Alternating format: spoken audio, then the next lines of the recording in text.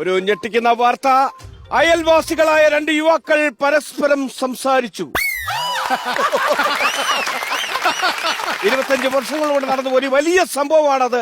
നമ്മളതാരും നിസ്സാരമായിട്ട് കാണരുത്. ഏകദേശം 3 സെക്കൻഡ് ഇവർ പരസ്പരം സംസാരിച്ചതായാണ് അറിയാൻ കഴിഞ്ഞത്. ഇന്റർനെറ്റ് സേവനം തടസ്സപ്പെട്ട സമയത്താണ്. ആ സമയം നോക്കിയാണ് ഇവർ സംസാരിച്ചത്. ഈ വാർത്ത കേട്ട് കേരളം നടുങ്ങി തരിച്ചിരിക്കുക. മറ്റൊരു ഞെട്ടിക്കുന്ന വാർത്ത കൂടി വരുന്നു. തമ്പാനിരുന്ന് സ്വന്തമായി യൂട്യൂബ് ചാനൽ ഇല്ലാത്ത ഒരാളെ കണ്ടെത്തിയിരിക്കുന്നു. ഇയാളിനെ ഒരു നോക്ക് കാണാനായി വൻ ജനത്തിരക്കാണ് തമ്പാനാര് തടിച്ചുകൂടിയിരിക്കുന്നത്. വയനാട്ടിൽ ഇന്ന് നാട്ടിലേക്ക് ഇറങ്ങിയ ആനകളുടെ എണ്ണം 210ആയി. പുലികളുടെ എണ്ണം 74ആയി.